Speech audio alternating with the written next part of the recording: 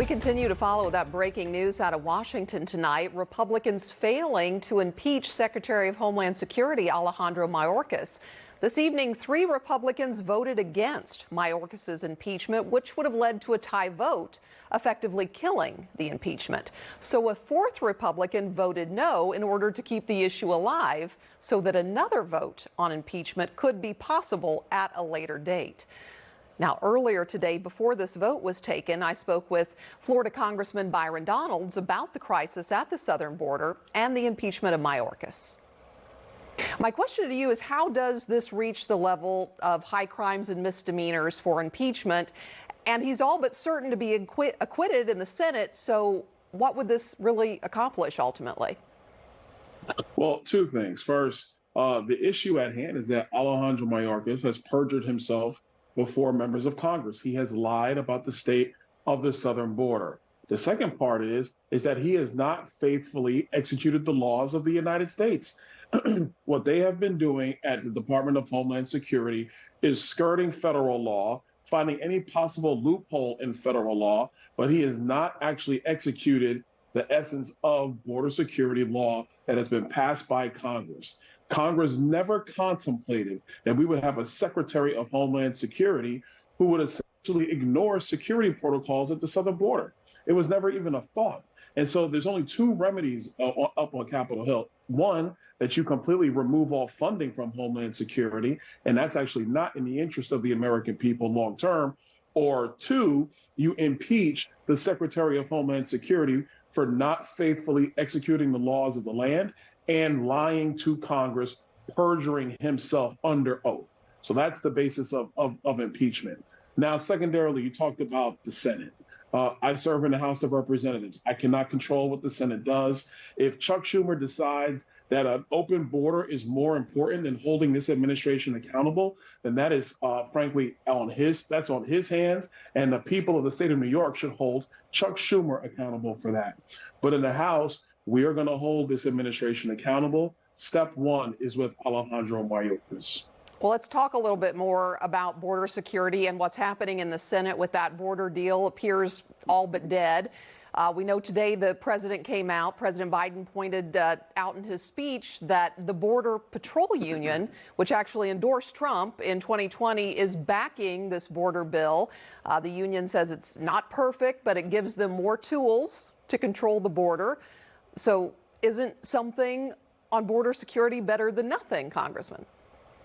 Well, the reason why our border agents, frankly, are looking for any possible solution is because they're the ones on the front line having to watch this disaster day in and day out.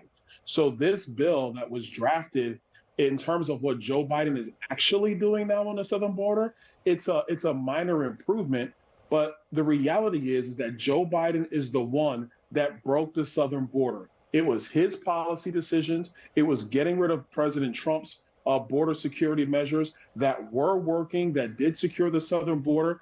Joe Biden came into office with his executive orders, 64 of them, and he made changes to security protocols, which we believe is outside the lines of federal law. So he can't have his cake and eat it too. He can't break the border and then say, give me a bill to fix the border. That's what Joe Biden's trying to do, and he's lying to the American people. Our border agents understand that if H.R. 2 is passed and if H.R. 2 is signed into law, that would have immediate reversals of all of Joe Biden's policies. It would secure the border instantly. That is the House's position, and it has not changed. The Senate bill that they have endorsed, the Senate bill allows for 5,000 migrants per day. That's outrageous. But what's happened is right now we're around 7, 8, 9,000 migrants per day under Joe Biden because he's been derelict in his duty of securing the homeland. So this bill in the House of Representatives is a complete non-starter because it is not serious. And it doesn't take into account the fact that we have a history of how the southern border was performing under President Trump. And Joe Biden blew that up, wants to completely ignore it, and now they want to codify his disastrous border policies. You mentioned H.R. 2. You're the sponsor of that legislation that passed quite some time ago in the House. So how is it different? How would it get things under control as you see it? Oh, a number of things. It would completely end catch and release. We would actually put into law remain in Mexico policy, which was an executive order by President Trump negotiated with the Mexican government. That will become the law of the land. It would address asylum claims. It would tighten up the asylum procedures. I can go on. Those are three of the main elements. If you just did that, the same border union, they would tell you that would legitimately stop the flow at our southern border. Anywhere from 60 to 80% of the flow would stop.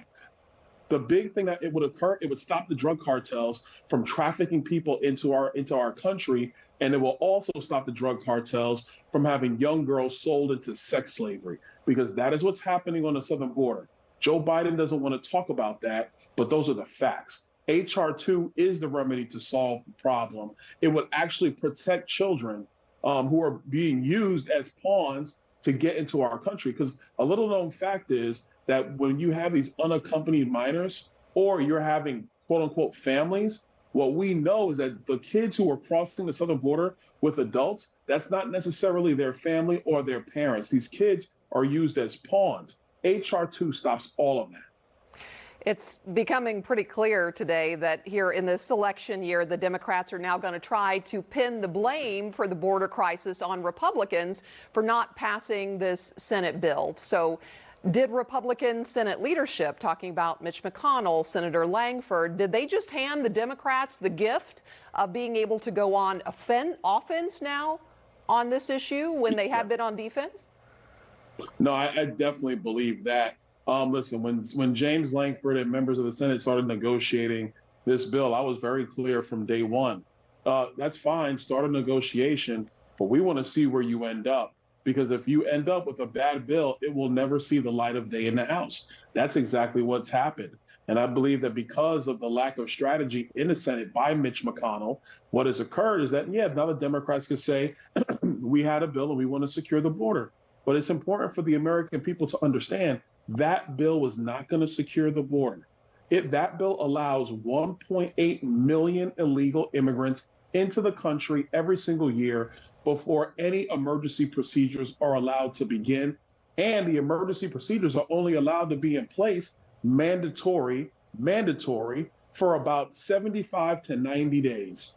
Everything else is optional, and it's at the discretion of the Secretary of Homeland Security and ultimately the President of the United States. So it doesn't fix anything. It just says that you want to, but it doesn't solve the problem. This negotiation out of the Senate has really given the Democrats an ability to say that they wanted to have a solution. But it's important for the American people to understand that the Senate bill is not the solution for what ails us. And this is why members of Congress are basically saying they will not support that bill. Representative Donalds, I know you got to get back to the House floor. Thanks for making time for us on a busy day. Always great to talk with you. Thank you. Thank you.